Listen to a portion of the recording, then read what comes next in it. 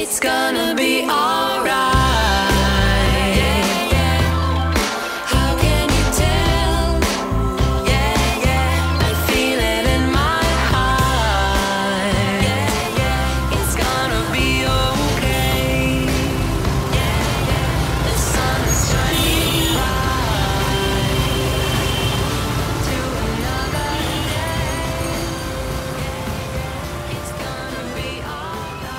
It's a neighbourhood of Ho Chi Minh City that doesn't receive as much attention as other areas of the city. Yet the Nguyen Thai Binh neighbourhood sits right under the noses of commuters who pass through it to reach opposite sides of the city, or to skirt around its edges to move from one precinct of the central business district to the other. It's a small commercial and residential zone in Ho Chi Minh City's District 1. The centre of the city, still often referred to as Saigon by the people who live here. It's Vietnam's largest city, located in the south of the country at the gateway to the vast Mekong Delta. It's not uncommon to visit a market in this neighbourhood in search of obscure construction materials, or eat at a restaurant, drink a cocktail at a speakeasy, or sip on an egg coffee in a hidden cafe, but then leave without exploring the area and its alleyways further. It's not really like other areas of the city in which you might ask a friend to catch up. On the surface, it looks run down, tired and grimy, and the streets aren't pedestrian friendly. But that's what gives it its charm, I think. There are plenty of things here for the adventurous to discover, and I've been fascinated by the area since I came to live in the city back in 2010. One of the city's most famous markets can be found here, and so can the oldest remaining Chinese noodle stand in the central business district. The area is also home to one of the oldest Chinese communities in Ho Chi Minh City. There's an antique street, and not far away is the Museum of Fine Arts. But more on those things in another episode. Even if you're familiar with the Nguyen Thai Binh neighbourhood, it's likely you don't know the names of its busy streets that crisscross it, even though you've been down them 1,000 times before. Although that's not uncommon in a city that's notoriously complicated to navigate. When referring to it, it's easier to say, that area down near the canal and the State Bank. Given how much has happened here historically over the years, along with the interesting places to eat and drink, the architecture and its overall vibe, it really should be featured more. So let's get into part 1 of Nguyen Thai Binh.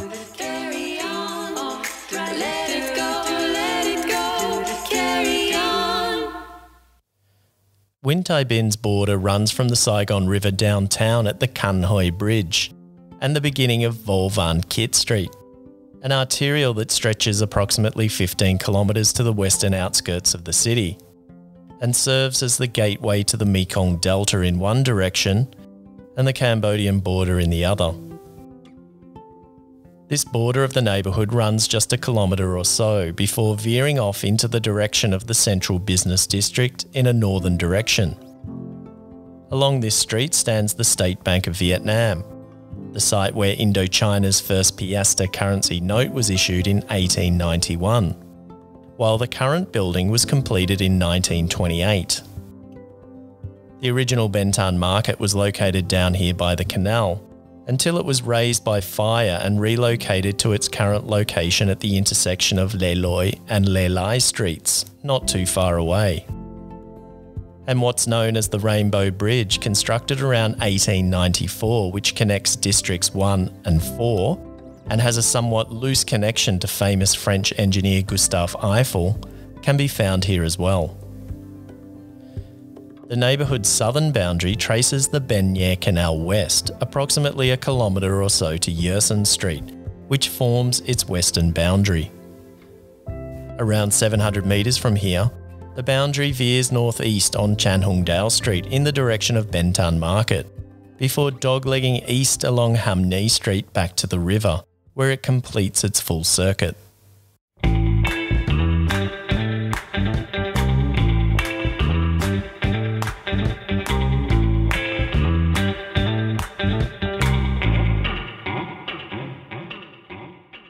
In the 1960s, Vietnam was gripped by war, and in the Western world, Saigon quickly became a symbol for the period, and would remain so forevermore. The old US Embassy and the CIA headquarters were situated in what is now the Nguyen Thai Binh neighbourhood, on Ham Ni Street, just a block from the Saigon River. If you live here as a foreigner, you would have passed the building hundreds of times without giving it a thought, perhaps after picking up your imported supplies from one of the few import shops along the street here. Back in 1965, the embassy, which was on the corner of present-day Ham Ni and Ho Tung Mao streets, was bombed by the Viet Cong. A car containing nearly 150 kilograms of explosives detonated in front of the embassy on the current-day Ho Tung Mao Street side of the building. It killed 22 people and injured another 183. Among the dead was CIA operative 21-year-old Barbara Robbins, who happened to be standing by the second-floor window of her office looking down onto the street at the commotion going on moments before the blast. Before the bombing, there had been reports of the police trying to move on a car that had parked blocking the entrance, and the driver had ignored orders to move it. Meanwhile, a second assailant arrived on a motorbike and gunned down the police officers on the spot, moments before the blast tore through the building and up the street. Robbins, as it happens, became the first woman at the CIA killed in the line of duty. And she is, as far as I know, the youngest CIA employee ever killed, including the first American woman to die in the Vietnam War.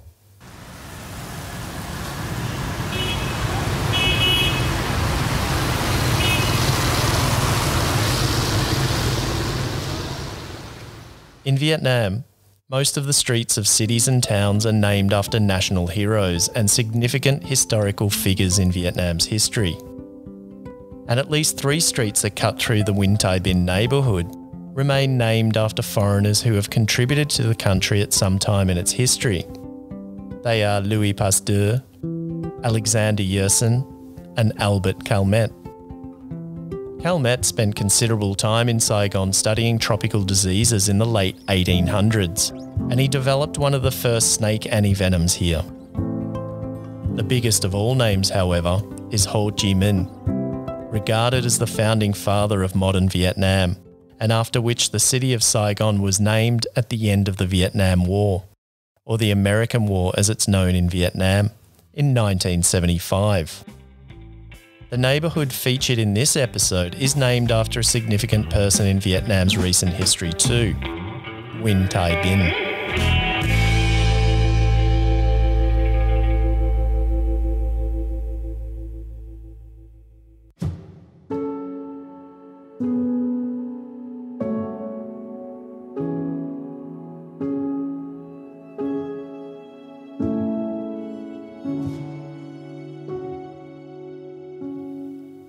Nguyen Thai Binh was a Vietnamese anti-war student who in 1968 was granted a scholarship by US Aid to study in the United States, and on April 30, 2010, was posthumously awarded the title of Hero of the People's Armed Forces in Vietnam. Binh was born on January 14, 1948 in Trung Binh Commune, Long An Province, a rice farming community just 30 kilometres south of Ho Chi Minh City, on the fringes of the Mekong Delta. Trung Binh Commune is on Highway 50, which leads south out of Ho Chi Minh City to the small town of Ngoc Om in neighbouring Tiên Giang Province, another 30 kilometres south, and not far from where the Mekong River, Southeast Asia's longest river, finishes its 4,350 kilometre journey that begins in China and passes through Myanmar, Laos, Thailand, Cambodia and Vietnam, before emptying into the East Sea, or what is known around the world as the South China Sea. Nguyen Thai Binh was the second of 9 children, and after finishing primary school he went on to study at Petrus Key School in Saigon, now known as Les Enfants High School, a public school that was established in 1927 and was one of the first high schools established by the French. These days, it's a school for the gifted where some of Vietnam's brightest students attend. Ben's father was a typist at the Saigon Port Trading Company and struggled to support his large family, which led to Ben taking up work at a tennis club to earn some extra money for the family. Ben was reportedly a good student who studied diligently and participated in social activities, and never participated in anti-war demonstrations like many other students. In 1966, Ben passed the full baccalaureate, after which he passed the entrance exams to enter Nom Lam Suk College, now Nom Lam University, known for agriculture, veterinary science, engineering and technology, and economics, among other disciplines.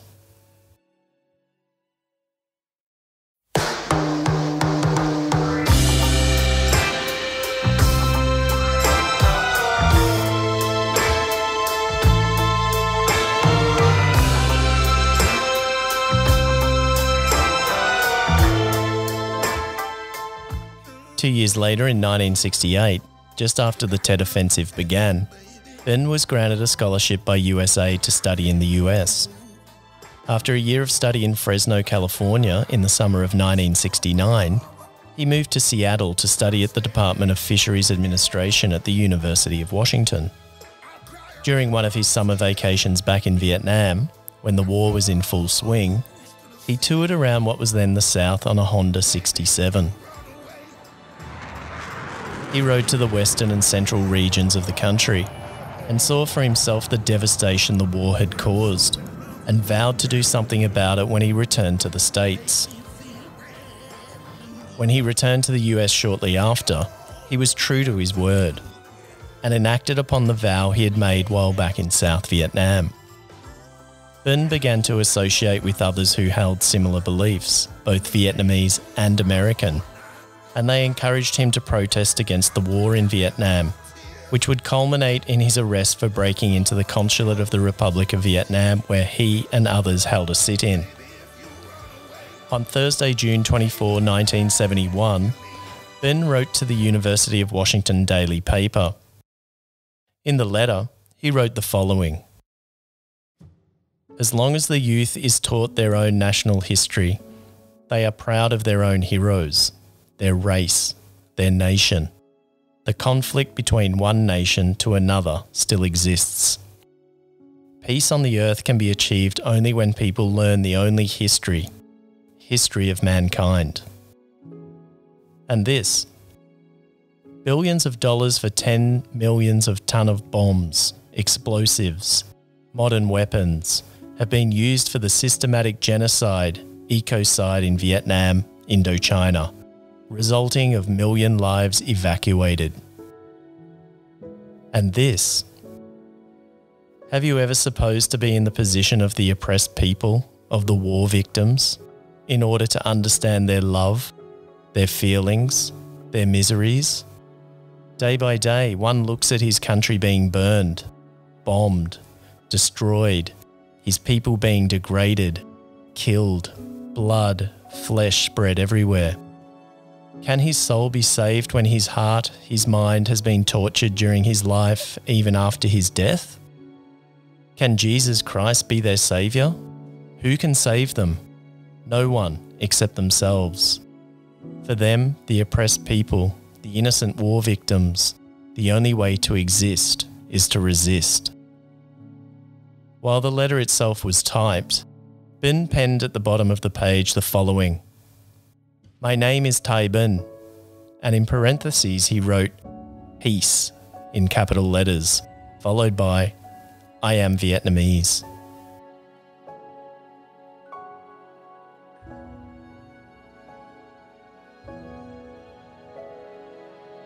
On February 10, 1972, Ben and 9 other Vietnamese students broke into and occupied the consulate of the Republic of Vietnam. During the sit-in, the students demanded the release of 200,000 political prisoners in Vietnam, the resignation of Nguyen Van Thieu, the President of the Republic of Vietnam, the dissolution of the so-called regime, and that the United States withdraw from Vietnam. In the following months, Ben delivered a series of speeches at halls and auditoriums, churches, and a coffee house entitled "The Activities for Peace in Vietnam." In somewhat of a twist of irony, Ben came to realise that the very program that had brought him to the US in the first place was funded by what he increasingly understood as a government that fostered imperialism. The following April, Ben, with 15 other Vietnamese, protested at the Southern Illinois University against the policies of both Saigon and Washington. In the spring of 1972, Ben lost his scholarship at the University of Washington and was ordered to return to South Vietnam with what has been described as friendly assistance from the USAID administration. Nevertheless, he still managed to officially graduate on June 10 with a bachelor's degree in fisheries and management. It didn't stop his activism, however, nor did the South Vietnamese government's negative reaction to his anti-war activities. Ben wrote a number of open letters during this time, with one on July 1 written to President Nixon and was addressed to the peace and justice-loving people in the world. It perhaps also foretold how he expected his life would end. In it, he wrote, "In order to defend Vietnam against US invasion, against the barbaric ambitions of the leaders of the world's most powerful country, the struggle of the Vietnamese people will be full of hardships. My only bomb is my heart. This heart can explode because I accept the sacrifices for a good cause, to call for love, to restore human faith in justice, to awaken the conscience of the enemy.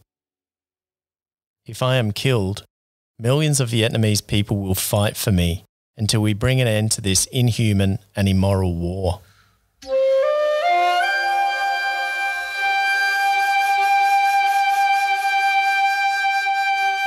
At his graduation ceremony, with the words "blood debt" and "US in Vietnam immoral" taped onto his graduation gown in white letters and Vietnam written on his mortarboard, Ben handed out anti-war leaflets and at one stage attempted to grab the microphone to speak. Just 3 days before his graduation, Ben's visa had already been revoked and his flight home to Vietnam had been scheduled for July 2 on Pan Am Flight 841 from San Francisco to Saigon via Honolulu, Guam and Manila. His deportation happened quickly, and before long, he was on the flight bound for Saigon, carrying nothing more than a briefcase with 60 to 70 photographs of anti-Vietnam War demonstrations that had taken place in the US, several of which were of events where he had been the speaker. As brave as it sounds, Ben had feared for his life should he wind up back in Saigon, not knowing what might happen to him, especially given his very public stance against the US-backed South Vietnamese government. Either way, he suspected everything was going to come to an end sooner rather than later, when he wrote to his close friend, Nguyen Thu An. "Morning, day of action, on the flight from Hawaii. For me, success or failure, life or death will be known within a few hours. However difficult our way is, I still believe that peace and independence will return to Vietnamese people and our country."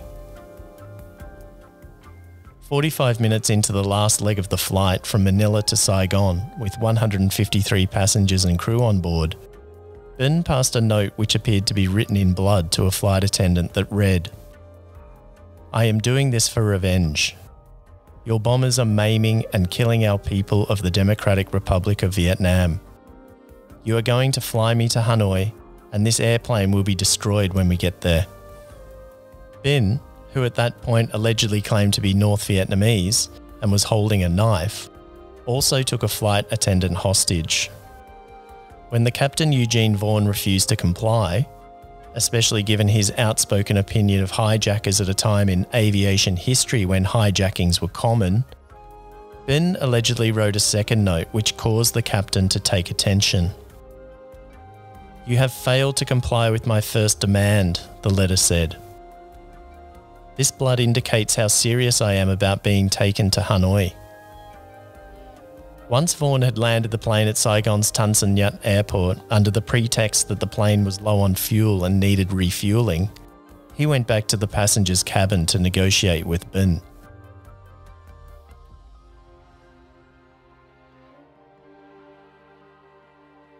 At a press conference in Hong Kong where the plane had been taken for repairs, Captain Vaughan described what happened on the ground at the airport in Saigon. When we landed at Saigon Airport, I told the military under no circumstances to allow the aircraft to depart. I'd already made my decision. The man, Binh, was standing in the rearmost part of the airplane holding one of the stewardesses hostage.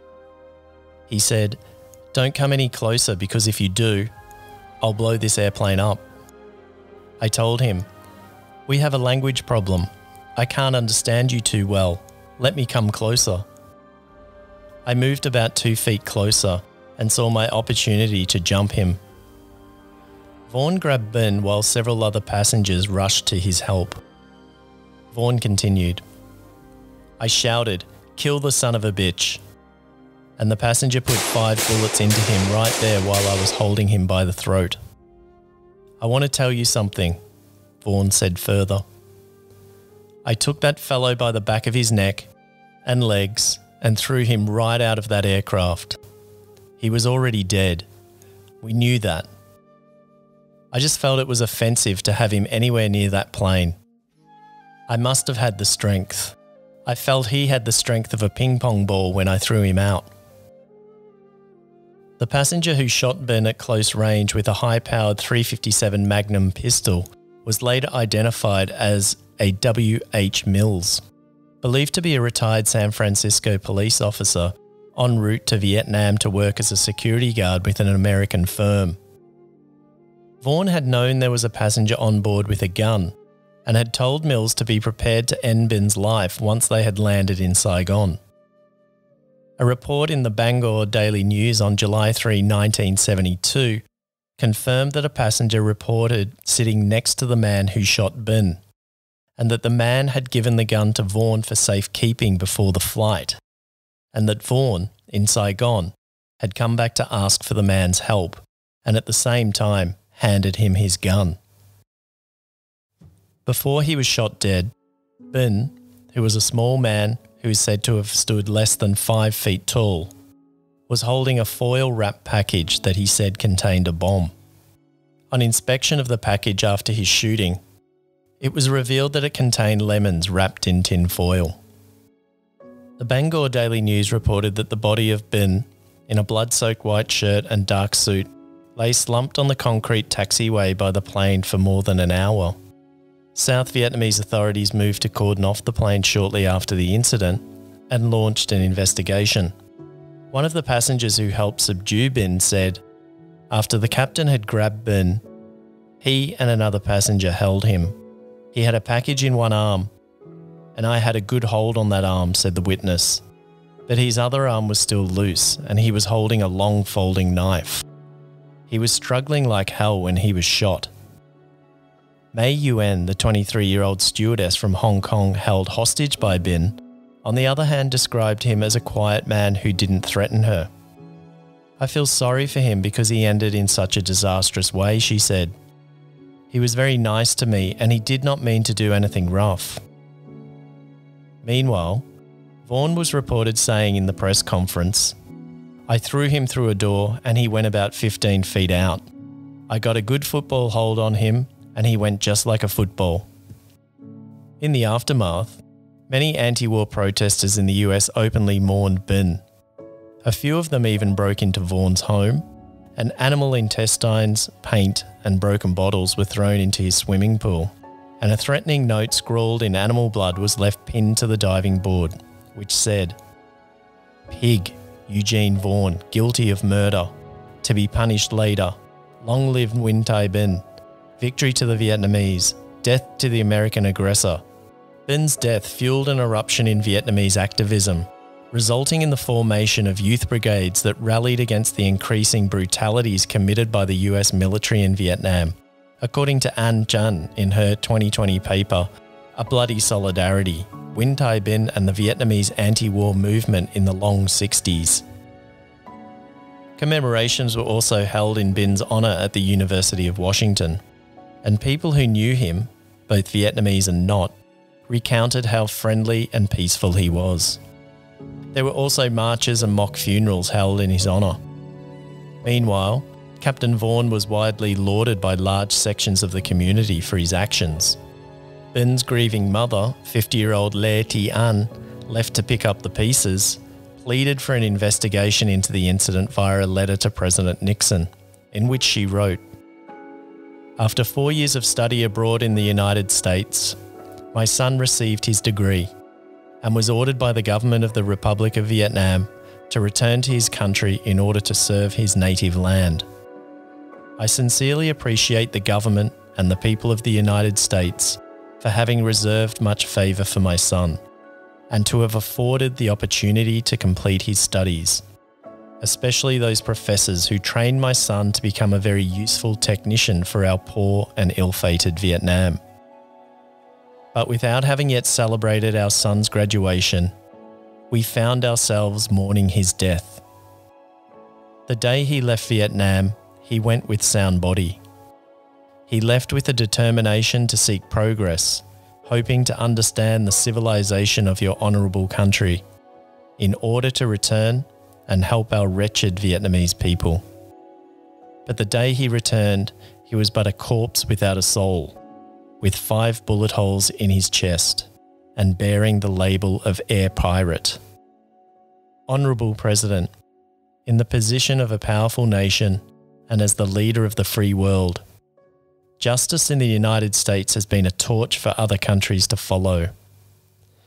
We wholeheartedly and respectfully request, Mr. President, that you open an investigation into this affair in order to clarify the incident and hopefully erase the label of air pirate that has been smeared on my son. While waiting for your just consideration, Mr. President, please accept the sincerity and gratitude of a mother of a citizen of Vietnam." The letter went unanswered by President Nixon. Meanwhile, Bin's father, his mother and sister were taken into custody for a period of time by the South Vietnamese authorities. In the aftermath, 3 different investigations were undertaken, each revealing compelling evidence about Bin's supposed hijacking mission, which conflicted with newspaper headlines of the time, particularly as it relates to his intentions to kill flight attendants and possessing explosive weapons. Evidence also revealed that Bin had only incidentally torn Captain Vaughan's shirt with his knife during the scuffle, in an attempt to free himself from the pilot's stranglehold before he was shot dead.